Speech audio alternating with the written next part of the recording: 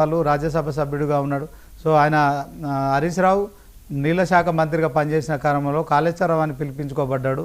So నిజంగానే అవినీతి జరిగిందని ఆమె ఇప్పుడు ఇలా కరాఖండిగా చెప్పడం కావచ్చు. రాజకీయ నాయకులు నిజంగా రాజకీయాల్లోకి వచ్చేది కేవలం డబ్బులు సంపాదించడానికైనా, ప్రజలకు సేవ చేయడానికా? ఇట్లాంటి రాజకీయాల విషయంలో మరి ఎలా చూస్తాము రానున్న రోజుల్లో? మరి ఈ ప్రజాస్వామ్య వ్యవస్థను మనం ఏం చేయగలుగుతాం చెప్పండి సార్. ఇప్పుడు రాష్ట్ర ప్రభుత్వము కాళేశ్వరం అంటే కవిత గారు ప్రస్తావించినటువంటి అవినీతికి సంబంధించినటువంటి అంశాన్ని సిబిఐకి విచారణకు అప్పగించింది. అందువల్ల ఇప్పుడు మరి కవిత గారు తన దగ్గర ఉన్నటువంటి ఆధారాలని మరి సిబిఐకి ఆమె స్వచ్ఛందంగా అందజేయచ్చు.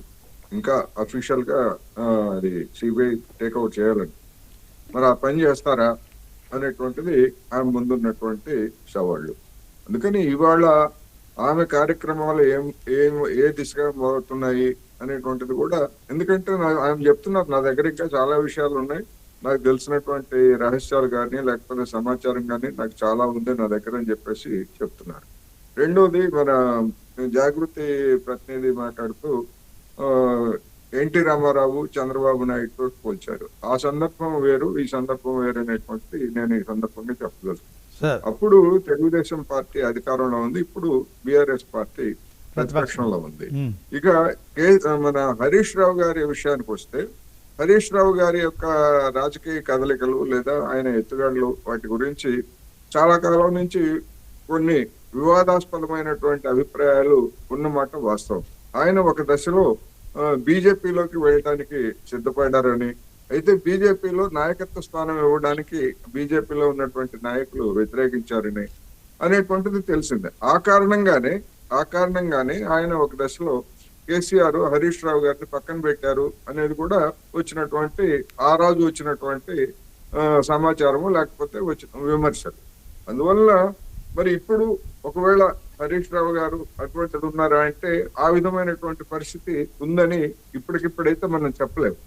ఎందుకంటే సిబిఐ విచారణలు వేశారు. సిబిఐ విచారణలో ఇప్పుడు సిబిఐ విచారణ అనేటువంటిది అటు బీజేపీకి బిఆర్ఎస్ కూడా రెండిటికి ఒక విపత్కరమైనటువంటి పరిస్థితి. తెలివిగా మన రేవంత్ రెడ్డి సర్కారు ఇక్కడ సిట్టునో లేకపోతే మరొక సంస్థను ఏర్పాటు చేసి దాని మీద చర్యలు తీసుకుంటే ఇదిగో కక్ష సాధింపు అని చెప్పేసి వెంటనే బిఆర్ఎస్ పార్టీ వాళ్ళు చేసేవాళ్ళు.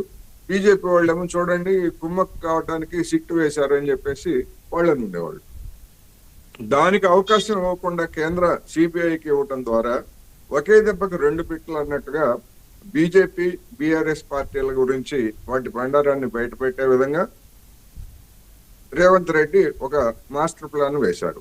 ఎందుకు అంటే ఒకవేళ సిబిఐ విచారణ కనుక లేట్ అయిందనుకోండి, పక్కనే ఉన్నటువంటి ఆంధ్రప్రదేశ్ లో వైఎస్ వివేకానంద రెడ్డి హత్య కేసును సాగదీసినట్టుగా ఇది కనుక సాగదీసేట్లయితే కాంగ్రెస్ వెంటనే ఏం చెప్తుంది, చూడండి మేము సిబిఐకి బీజేపీ వాళ్ళు అడిగారు, మేము ఇచ్చాము, సాగదీస్తున్నారు, బిఆర్ఎస్ తోటి కుమ్మక్కైన కారణంగానే ఈ విధమైనటువంటి సాగతీతాన్ని వాళ్ళు చెప్తారు.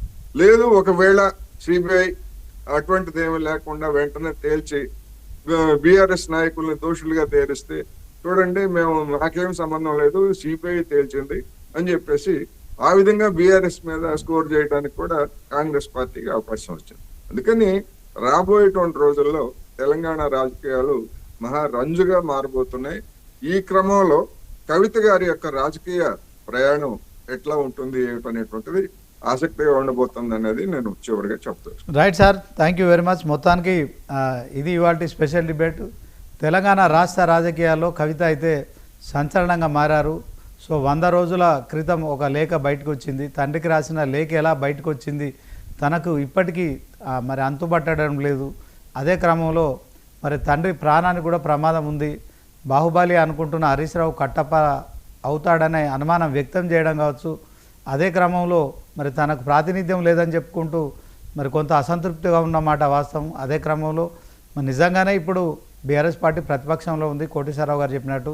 సో దాంట్లో మరి ప్రతిపక్షంలో ఉండగా మరి దీనికి సంబంధించి జాగృతి నాయకులు చెప్తున్నట్టు హరీష్ రావు మరి గతంలో చంద్రబాబు ఎన్టీఆర్ను వెన్నుపోటు పొడిచారు, ఇప్పుడు హరీష్ రావు కూడా కేసీఆర్ను వెన్నుపోటు పొడుస్తారంటే ప్రతిపక్షంలో ఉండగా మరి ఇది వెన్నుపోటు అనుకోలేము. అదే సమయంలో కేసీఆర్ పద్మ వ్యూహంలో అభిమన్యుడిలా ఉండిపోయాడా మరి ఈ అంశం అయితే తేలాల్సి ఉంటుంది. కేసీఆర్ దానిపైన క్లారిటీ ఇవ్వాలి. ఇంకా మరి కవిత ఏం చేయబోతుంది? రాజకీయ పార్టీ పెడుతుందా, బీజేపీలో చేరుతుందా, కాంగ్రెస్లో చేరుతుందా, ఆమె ఫ్యూచర్